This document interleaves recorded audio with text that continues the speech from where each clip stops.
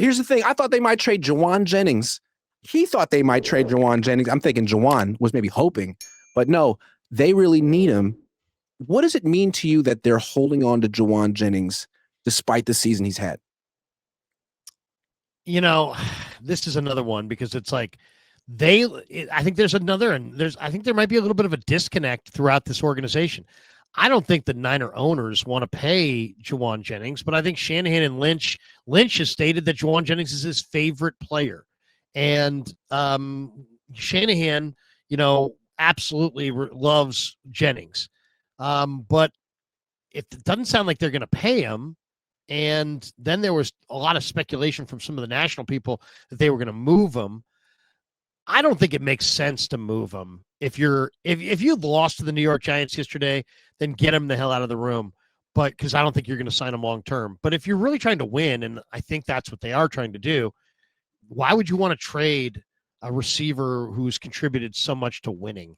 So I think Jauan's is always used to be about the W, and then I think he looked up and said, "Man, I'm almost 30, and I haven't made any real cake in this league."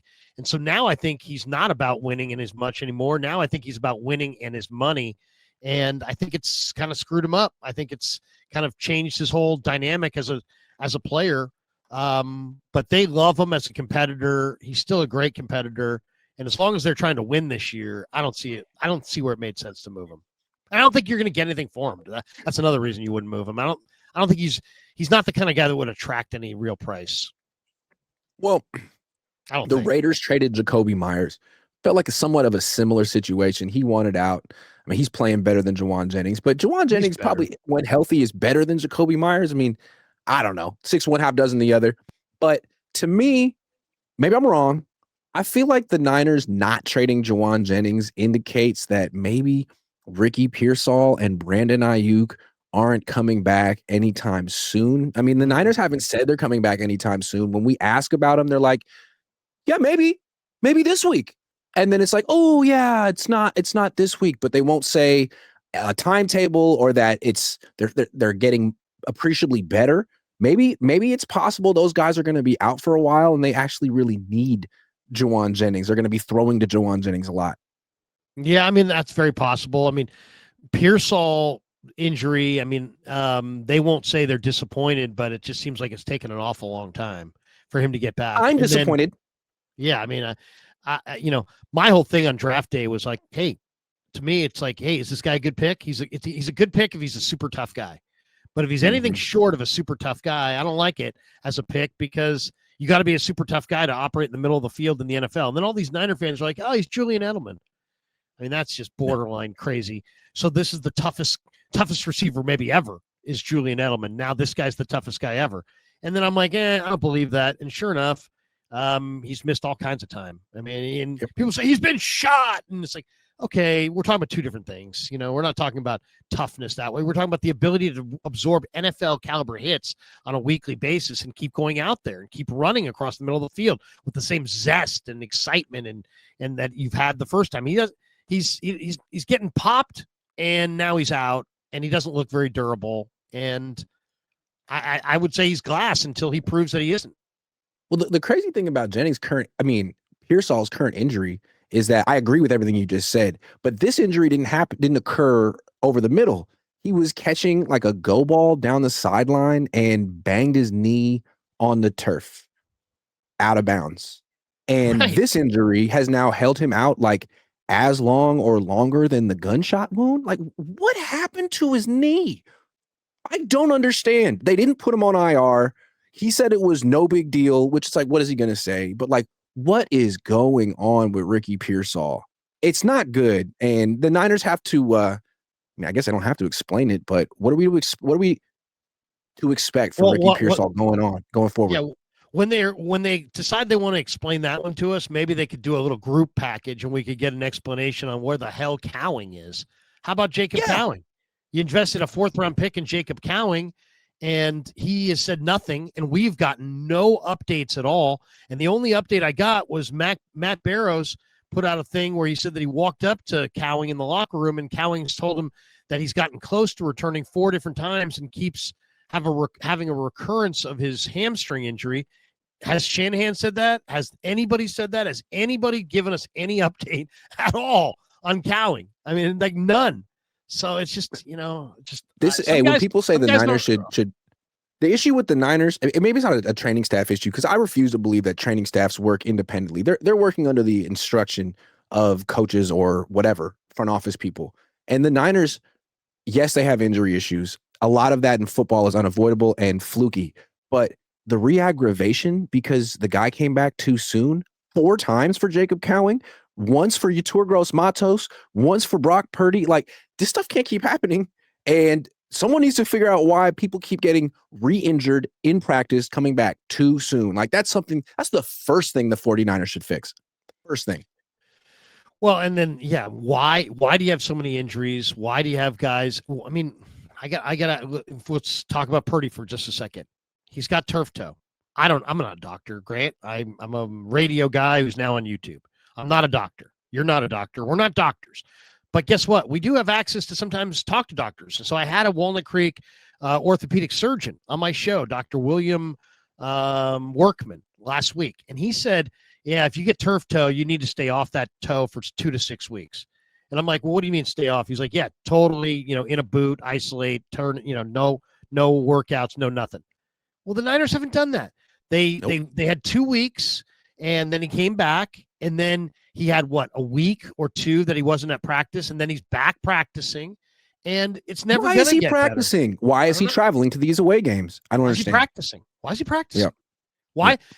When a doctor who doesn't have any skin in the game, so he's not working for the team, he's not working for anybody, he has no agenda. When an independent medical evaluator says you need to get off your toe completely for 6 weeks, why does Brock's return include practicing 3 days a week on an NFL field, running, throwing?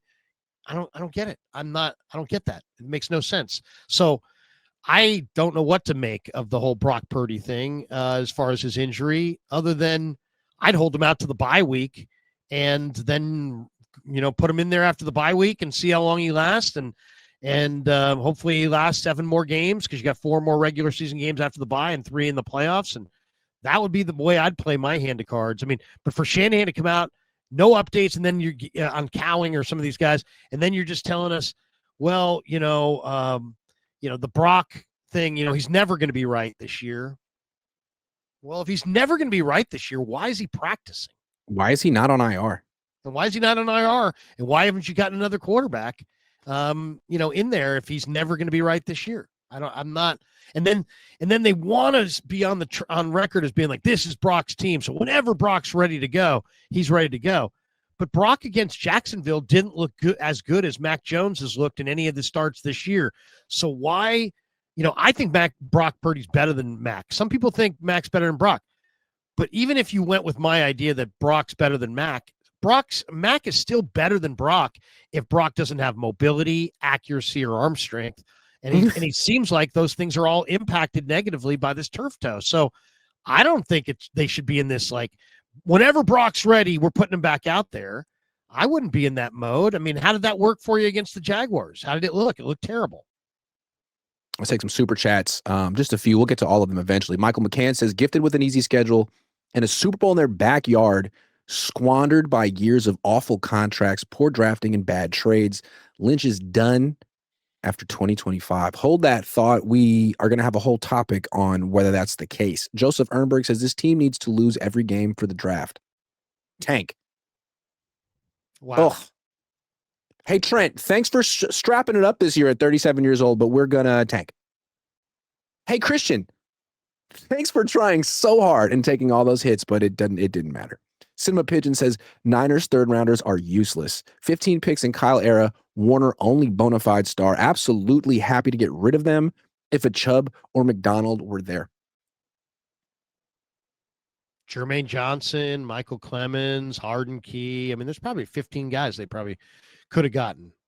Yeah, but now the Niners can get the next CJ Beathard, so that's nice. Ominous24 says, does it matter if they had traded for anyone as long as McKivitz is the starting right tackle? I mean, they went to a Super Bowl with Colton McKivitz, and he wasn't the reason they lost. Hey, I mentioned this to Kubiak last week. He barely chipped at all against Will Anderson. Maybe he did it a little bit more in this game, but you better get ready to chip regularly on Colton's guy because Colton couldn't handle Will Anderson, and he certainly couldn't handle Thibodeau this week, or I should say Burns this week. Yeah, I mean Burns and Will Anderson. You cannot ask Colton McKivitz block these guys one-on-one. You got to chip, and you got to chip regularly. I mean, I don't know if they did that. Bill Kennedy says, will they still win 10 games? Very disappointed. Yes. I still think they will win 10 games, but their schedule's starting to look a little bit more difficult than we thought. I mean, the Cardinals aren't rolling over. The Seahawks and Rams are serious. The Panthers have won a bunch. I mean, they've won like 4 of their last 5. Yeah. The Colts are good. The Bears are making moves. Yeah, I mean, we'll see. They should win 10, though. They should. They should win 10. Joseph Ernberg says, this is fucking Brock and his contract's fucking fault. I think you could put it on the contract. I mean, it's the cost of doing business. But I still think a team like the Eagles would find a way. You could have added someone for a 7th-round pick who wouldn't cost you that much, but they didn't. At least we aren't the Raiders, says Bill Kennedy. That is true. It's absolutely true. Something to remember. SRT Unk 415 says, favorite stream of the week. I'm at work and sat in Larry's stream for 3.5 hours for Niners to do nothing. What a joke. Shout out to Larry. I apologize, man. Cool. I apologize for dragging you in there for so long, but thank you for being there, man. Appreciate you. Then he says, Niners are better at UDFA market than the actual draft. Should have made a trade. That's true. All right, one more, and then we're going to get back to the show. Foot, $5 says, Mike Eller's been good, but in my opinion, 11th overall pick should look like a star to anyone watching the screen, not just those who watch the film. I agree with that. I'm sorry, but could you put that last one back for just a second? That one right sure. Before? Thank you, Foot. This one, Niners are better at UDFA market than the actual draft. Should have made a trade. Okay. I would agree with this. I think you would agree with this. The Niners are really good in the UDFA market. Why were they 26th in the NFL in UDFA spending when they are so good in the UDFA market? I got to ask that question. That, to me, I've asked to talk to Lynch. Lynch doesn't want to talk. Why? Because he knows that question is coming. You were 26th in the UDFA market, and yet you've shown a propensity to handicap that market really, really well. So I'd like to know whose brilliant brainchild it was to sit out the UDFA market when you could have had Jared Ivey, you could have had Willie Lampkin, you could have had a number of guys that could have helped your situation, and you had lots of competition and open jobs available. You should have been a major player in that UDFA market. Instead, you're 26th in spending. That was stupid. That was short-sighted. That was probably made by somebody who's not that smart. Yeah, well, the Niners had to save up as many dollars as they could for Leeds United this year because they're in the Premier League, and it's a really big year it's really a more important year for Leeds United. The Niners are more of a 2026 team. 2025, make sure you get your Leeds United tickets. Have you ever watched a Leeds United game? If I asked you what color is their jersey, could you tell me? No, I don't care about that. And I'll say this, all these Niner fans, I mean, I'm glad that the Super Bowl is coming to the Bay and what it means to the financial impact of our region. It's all positive. But sorry if I'm not, titillated by, the Wi-Fi being amped up. I'd take a little bit less Wi-Fi to rush the freaking passer and cover a receiver. Yeah, and until you're going to put some actual shade over the east side of Levi Stadium, miss me with the renovations you're doing for the, the rich people. I'm sorry, I'm rich, but I'm just saying. Frank Tom Ocean has been a member for 31 months. Thank you, Frank. All right, we're going to get back to the rest of those in a minute. I'm super rich.